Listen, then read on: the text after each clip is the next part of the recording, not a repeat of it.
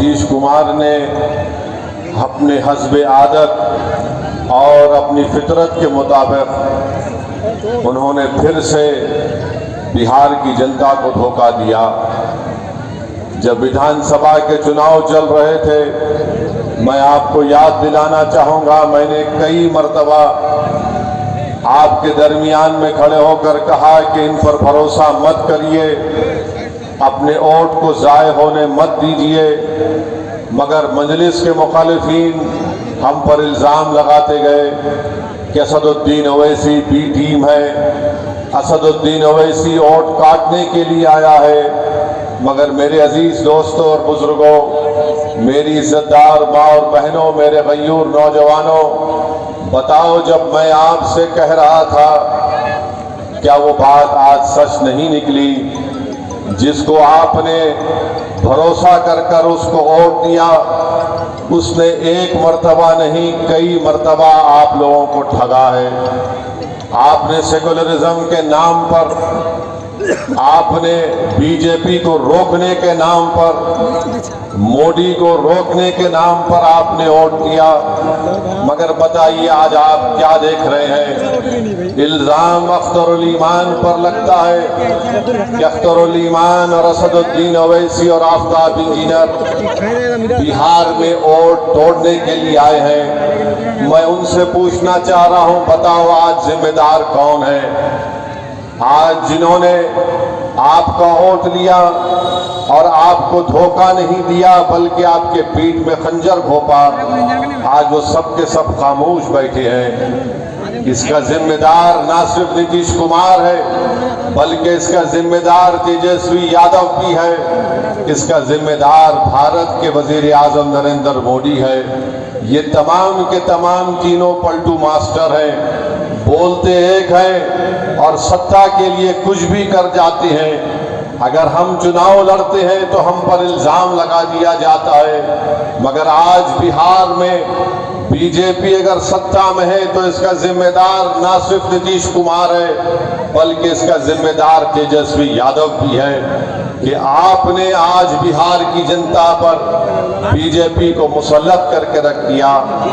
आपकी नादानियों और गलतियों की वजह से आज बिहार में आरएसएस मजबूत हो रही है। हम चुनाव लड़ते हैं तो हम पर उंगलियां उठाई जाती हैं, इल्जामात लगाए जाते हैं। मगर बताओ आज बिहार में अगर बीजेपी की सरकार बनती है तो इसका जिम्मेदार क्या अख्तरुल ईमान असदुद्दीन ओवैसी है। हमारे 4 विधायक को इन्होंने तोड़ लिया। आपने मजलिस के उम्मीदवार को आपने अपने वोट और दुआओं से कामयाब किया। मजलिस के 4 विधायक को तोड़ा, ये बोलकर तोड़ा कि हम बीजेपी को रोकेंगे। बताओ तुमने क्या बीजेपी को रोका? तुम सिर्फ अपनी अना की तस्कीन के लिए तुमने मजलिस के 4 विधायक को तोड़ा। तुम नफरत करते हो कि सीमांचल की सरजमीन से एक गरीब और मजलूमों की एक सियासी लीडरशिप जो भर रही थी, तो तुम ये नहीं चाहते थे कि सीमांचल की जनता से इंसाफ हो।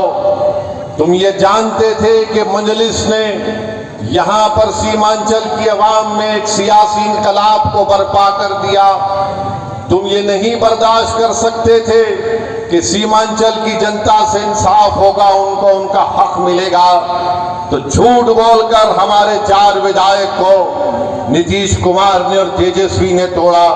अब बताओ वो 4 विधायक की क्या अहमियत है वहां पर? ना तो वो मुंह खोल सकते हैं, ना तो वो बगैर इजाजत के बैठ सकते हैं, ना तो वो बगैर कुछ सोचे समझे, इनके पास कुछ है ही नहीं। मगर मजलिस ने जो सीमांचल की सरजमीन पर जो एक सियासी इनकलाब को बर्पा किया, तो ये बात ना मोदी को पसंद आई, ये बात ना तेजस्वी को पसंद आई, ना ये बात नीतीश कुमार को पसंद आई। वो हरगिज नहीं चाहते कि सीमांचल से आपकी एक सियासी क़ियादत उभरे। वो हरगिज ये नहीं चाहेंगे कि बिहार में आपकी सियासी क़ियादत उभरे। बिहार में ये पैगाम दे दिया गया, बिहार में, भाई साहब रुकिए,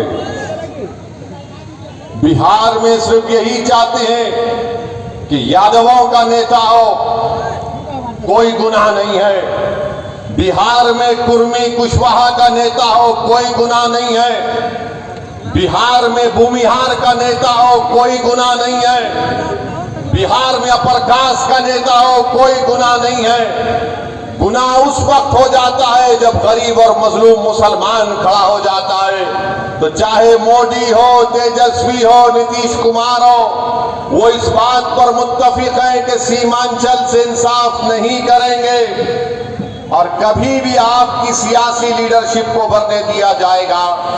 इसीलिए धोखा देकर, आपकी पीठ में खंजर मारकर, आपके वोटों से मुंतखब शुदा, आपकी दुआओं से मुंतखब शुदा चारों विधायक को इन्होंने खरीद लिया। अब बताइए कौन जिम्मेदार है अगर आज बिहार में बीजेपी की सरकार है? तेजस्वी से पूछेंगे तो तेजस्वी बोलेंगे चाचा हमको छोड़कर चले गए। नीतीश कुमार से पूछेंगे तो अल्फाज चाप चाप कर बोलेंगे हम मर भी गए तो नहीं जाएंगे, अब कह रहे हैं कि हम यहीं रहेंगे। यानी नीतीश कुमार, अगर गिरगुट और नीतीश कुमार को सामने रखा जाए तो गिरगुट कहेगा कि मुझे इससे शर्म आती है। इतना रंग बदलते हैं नीतीश कुमार। सुबह में जो बोलेंगे शाम तक चाचा पलट जाएंगे। अरे जब तुम सत्ता में तेजस्वी चाचा के साथ आ गए तो बड़ा हाथ पकड़कर चल रहे थे, गले मिल मिल कर बोल रहे थे कि हम ये कर देंगे। बताओ फिर क्या हुआ? क्या सीमांचल की जनता से इंसाफ हुआ? क्या सीमांचल में यहाँ पर आप ही के इस विधानसभा में यहाँ पर 2 अनुमंडल की जरूरत थी, क्या एक अनुमंडल खुला?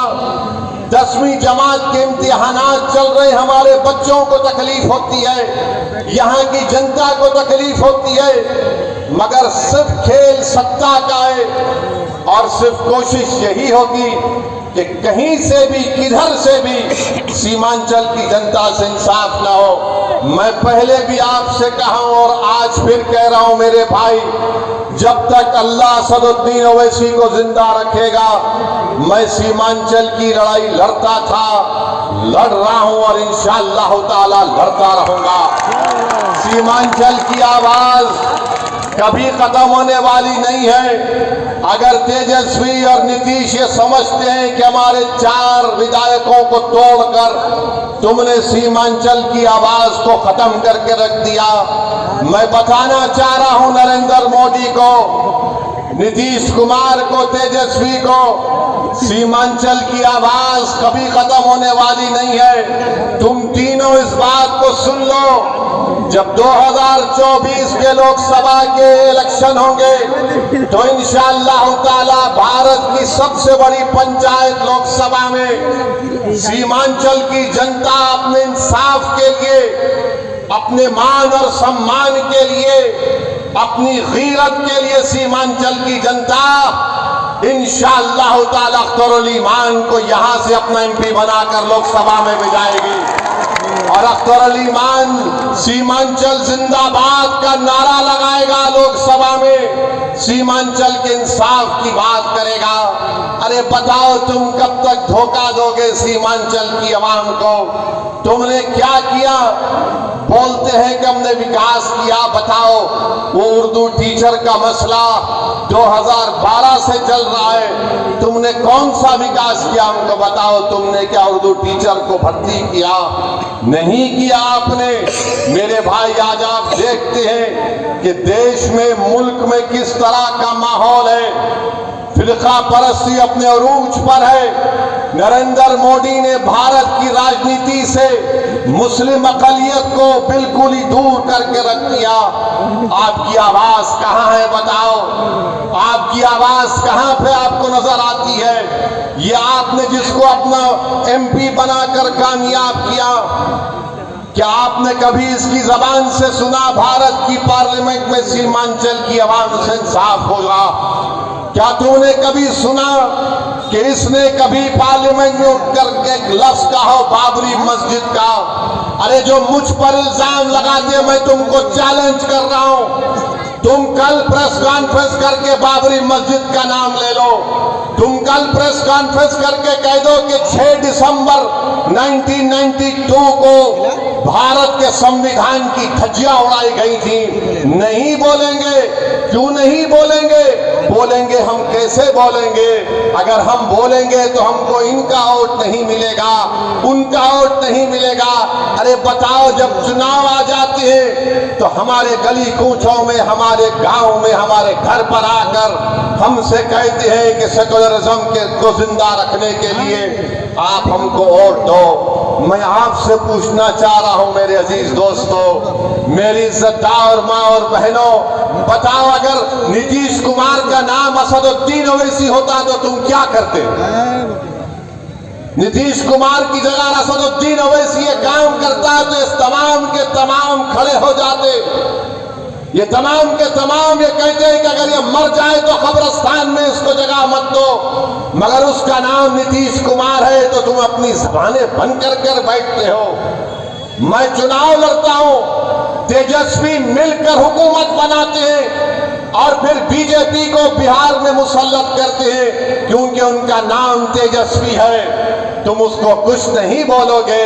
अरे मेरे भाई, यही तो हम आपको बताना चाहते हैं, यही इनकी नाइंसाफी है, यही इनका आपसे कोई मोहब्बत नहीं, ये नफरत करते हैं आपसे। इसीलिए हम आपसे अदबन गुजारिश करने आए हैं कि आप इस बार आने वाले लोकसभा के चुनाव में अपने वोट का सही इस्तेमाल करिए, अपनी लीडरशिप को बनाइए।